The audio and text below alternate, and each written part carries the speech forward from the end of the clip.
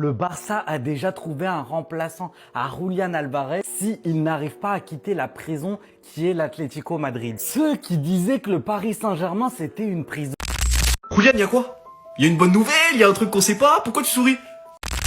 Vous l'aurez donc compris, le dossier est un peu compliqué et maintenant on va revenir sur certaines parties pour finaliser la vidéo. Pour ceux qui vont donc me dire pourquoi Julián Álvarez ne traduirait pas simplement l'Atlético en justice, c'est tout simplement parce que dans le cas de cette affaire, là il faut savoir que si l'Atlético dément, et comme c'est le cas, ils peuvent donc affirmer que le document est un faux document et qu'il est mal interprété ou que les...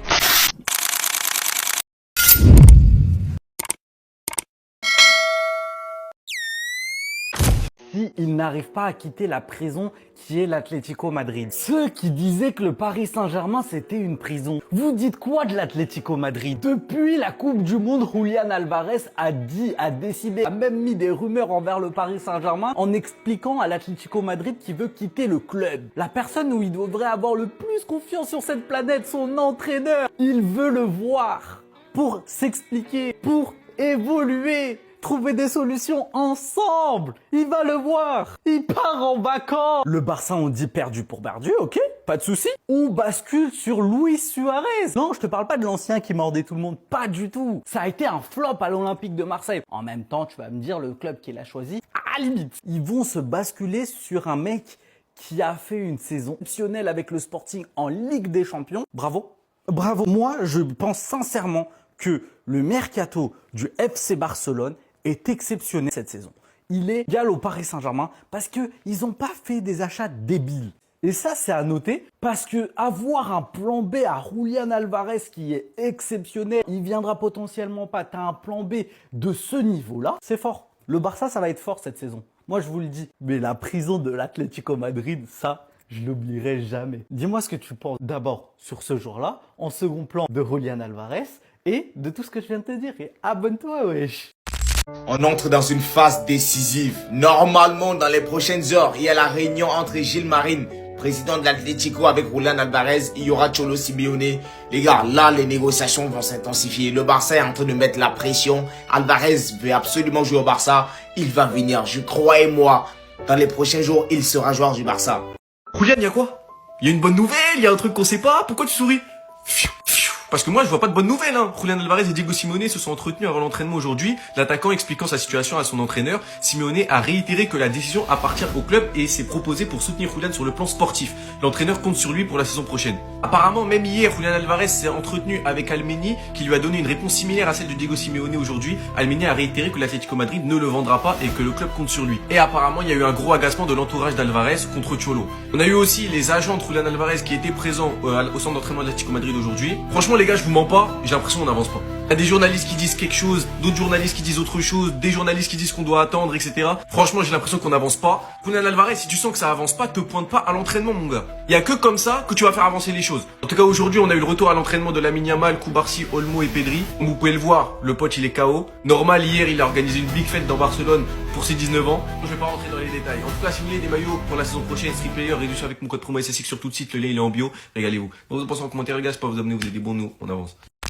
C'est exactement comme ça qu'on veut te voir, Julian. Ils veulent te choquer, ils veulent te laisser en prison, c'est à toi de les choquer. Ne comptez pas sur moi, voilà, c'est simple, la phrase elle est claire, elle est nette. Il dit, moi je veux aller vivre mon rêve au FC Barcelone dans un grand club. Votre petit club qui fait des saisons blanches, j'en ai rien à cirer. Et c'est comme ça qu'il va devoir leur parler maintenant. On parle d'une possible grève d'entraînement. Est-ce que vous vous rendez compte à quel point il a plus envie de jouer là-bas? Mais eux, ils veulent quand même pas le laisser partir, ils veulent le laisser en tôle. Il va peut-être faire grève de l'entraînement. C'est n'importe quoi.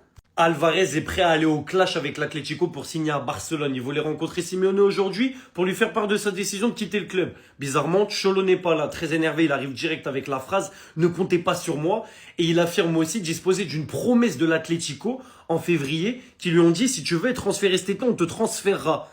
Eh ben laissez-le alors. À partir de maintenant, Álvarez, il va devoir sortir les crocs, il va devoir passer à l'attaque, comme Cancelo il le fait en ce moment avec le Barça, comme Alexander Isak il avait fait à l'époque. Moi, je veux jouer au Barça. J'en ai rien à cirer de votre club. Si vous me gardez, ça va pas être bénéfique pour vous.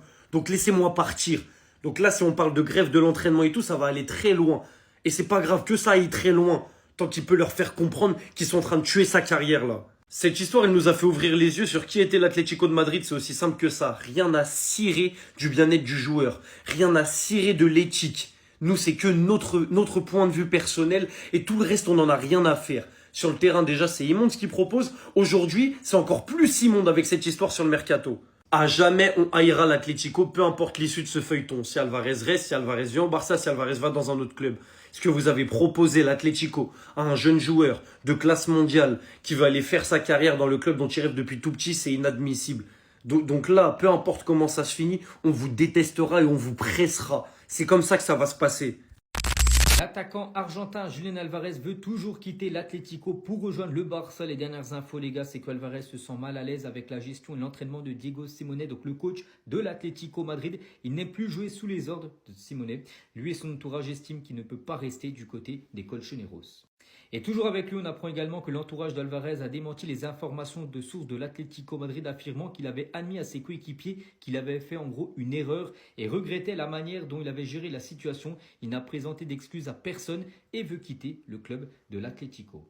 On va parler d'un autre Argentin, il s'agit d'Alexis Mac Allister, donc lui souhaite rester à Liverpool, donc il a tourné le dos à l'intérêt des plus grands clubs européens qui étaient très intéressés par lui, afin de rester à Liverpool et de devenir une pièce centrale du projet d'Andoni Iraola. On va parler cette fois-ci du joueur anglais Jed Spence, donc défenseur droit de l'équipe de Tottenham. Il vient d'arriver à Milan, donc il est arrivé à Milan pour passer sa visite médicale et signer du côté de l'Inter Milan. Et on finit aujourd'hui avec Amar Dedic, donc joueur du Benfica. Donc le joueur est sur le point de quitter le Portugal et de débarquer du côté de l'Angleterre, du côté de Newcastle. Terminé. Le rêve de tous les supporters du FC Barcelone est enfin brisé. C'est déclaré par Fabrizio Romano. Il a fait une vidéo spéciale pour ça, pour parler à ce sujet qui concerne tous les fans du FC Barcelone et tous les supporters qui attendaient ce joueur. Le rêve est enfin fini. Le rêve est enfin brisé. Croyez-moi que c'est tellement une dinguerie et ça me fait mal au cœur de dire ça. Bougez pas, je vous explique tout. Fabrizio Romano. Julián Alvarez, nous connaissons sa situation. Il n'y a pour l'instant aucun développement substantiel ou nouveau à signaler aujourd'hui. Julián Alvarez reste le rêve, mais la réalité pourrait être différente. À ce jour, la direction de l'Atlético Madrid n'a pas encore ouvert la porte à son départ. Free Julián. Croyez-moi que ça me fait tellement mal au cœur. Il a déclaré publiquement qu'il souhaite rejoindre le FC Barcelone, mais quand même il est dans une prison et c'est tellement une dinguerie d'être un club comme ça qui n'écoute pas son joueur. Le joueur a clairement dit au monde entier qu'il souhaite se barrer à Barcelone, mais le club de l'Atlético Madrid c'est vraiment des pitres. En tout cas, dites-moi ce que vous en pensez. Passez une bonne journée. Les infos mercato de ce début de semaine, on commence par Gyökeres. Des mouvements sont attendus. Pour le joueur suédois, il est considéré comme une alternative après le départ de Ferran. On enchaîne avec des bonnes nouvelles. Rodri et Cancelo, c'est bon, c'est signé. Rodri devrait donc passer sa visite médicale demain à 9h. On a Rodri, on a Cancelo, il manque plus qu'Alvarez. On enchaîne avec la pépite de la Masia, Tommy Marquez, qui a été transféré à Braga. Montant de la transaction 10 millions d'euros. En plus des bonus, une autre bonne nouvelle, c'est Sergio Busquets qui est de retour au Barça en tant qu'entraîneur adjoint de la réserve. Il fera donc partie du staff de Giuliano Belletti. Excellente nouvelle pour le club. La fin du mercato approche, tous les fans du Barça retiennent leur souffle. Pour le dernier transfert qu'on attend, tous et toutes, celui d'Alvarez. Quand on voit d'où le Barça revient après la sombre période d'après Messi, je pense qu'on peut croire à la libération de Julián Alvarez. Le gardien c'est bon, le milieu c'est bon, il nous manque encore un défenseur central et un neuf si on veut gagner la Ligue des Champions.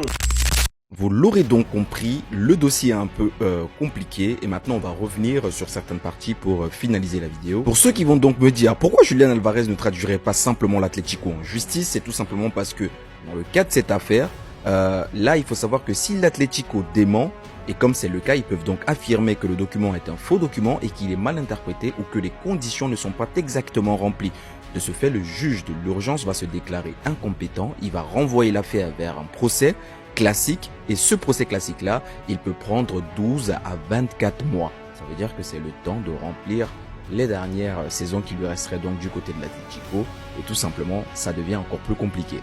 Tout simplement, l'Atlético Madrid peut aussi traduire le FC Barcelone en justice parce que, je vous explique un peu, lors du mercato, quand une équipe veut un joueur qui appartient à une autre équipe, et ben cette équipe-là, qui a besoin du joueur, doit échanger d'abord avec l'équipe du joueur en question avant de s'adresser au joueur.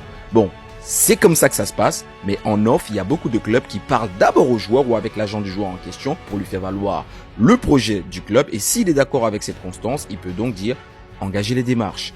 Mais pour ce faire, tous les clubs le font. Par contre, si personne ne parle, il ne se passe rien. Par contre, s'il y a un club qui se plaint de ce fait, la justice peut justement trancher l'affaire en faveur de l'Atlético Madrid. Maintenant, vous vous souvenez un peu de l'affaire Zubior. Donc les tribunaux avaient fini par trancher et le joueur avait fini par les proches de Julián Álvarez seraient donc en train de calquer cette méthode Zubior là qui estime que le montant de la clause libératoire serait considérablement élevé par rapport aux exigences salariales du joueur en question. Donc il va falloir que si jamais l'affaire va au tribunal, qu'on puisse dire que le joueur toucherait tel montant et que sa clause libératoire est donc tellement élevée que il va falloir revoir cette clause à la baisse. Et la justice peut dire ceci, c'est un cas d'exemple majeur. Oui, j'estime que les 500 millions sont trop élevés. Vous pourrez donc baisser cette clause à 200 millions. Par contre, ce qui veut dire que sur cette affaire, si on dit que la clause est de 200 millions, le FC Barcelone va devoir donc payer cette clause. En fait, c'est un couteau suisse, ce qui veut dire tout simplement que, en quelque sorte, soit le mec qui résilie son contrat, il s'en fout, il va du côté du FC Barcelone. Et la loi stipulerait donc que l'année suivante, après que le joueur ait quitté son club et qu'il se soit engagé avec un autre club, c'est ce club qui s'est donc engagé avec lui qui va payer les indemnités au club suivant. Ça veut dire que l'affaire va retourner en justice, Julián Álvarez serait du côté du FC Barcelone, mais on peut estimer que vu les 3 ans de contrat qui lui resteraient et sa clause libératoire et toutes les indemnités qui peuvent aller avec, le FC Barcelone serait amené à payer un montant de plus de 200 millions d'euros. Maintenant, est-ce que ça vaut la peine pour le FC Barcelone d'aller en justice et est-ce que ça vaut la peine à Julián Álvarez de traduire les faits en justice pour pouvoir justement y aller?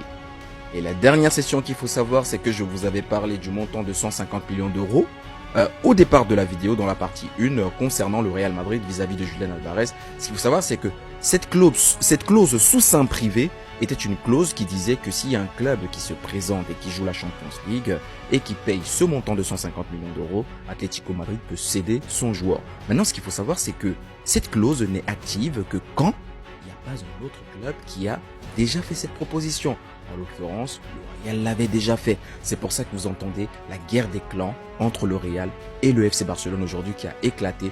D'où, tout bonnement fait, le FC Barcelone arrachera donc Rodri au Real Madrid lors de ce mercato. En fait, c'est une vengeance, c'est un fait brûlant qui marquera les esprits. Vous comprenez donc que Atlético en parallèle a donc fait valoir la constance des documents vis-à-vis de Julián Álvarez au Real Madrid pour que ces derniers rentrent en course pour empêcher le FC Barcelone de recruter ce joueur-là. C'est un micmac de taille et il va falloir comprendre que dans le monde du business, c'est comme ça que ça se passe. On met les bâtons dans les roues et Julián Álvarez pour lui aujourd'hui, qu'est-ce qu'il lui reste à faire? Il ferme sa bouche, il joue pour son employeur. Il attend la fin de son contrat ou alors il se montre exemplaire et va donc permettre à l'Atlético de se dire oui, si tu ne peux plus, effectivement on te laisse partir.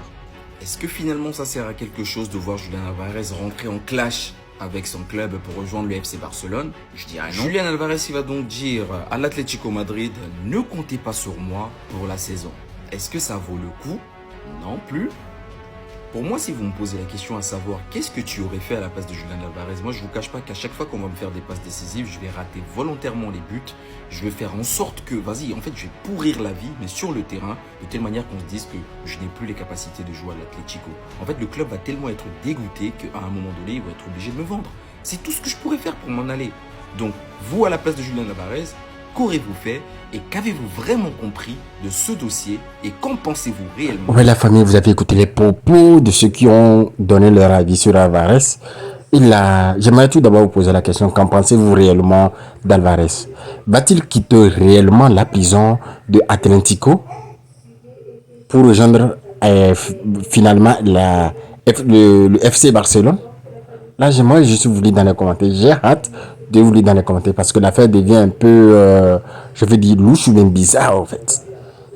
C'est chaud. Le gars vit dans une prison totale. Non, ça serait compliqué. Hein?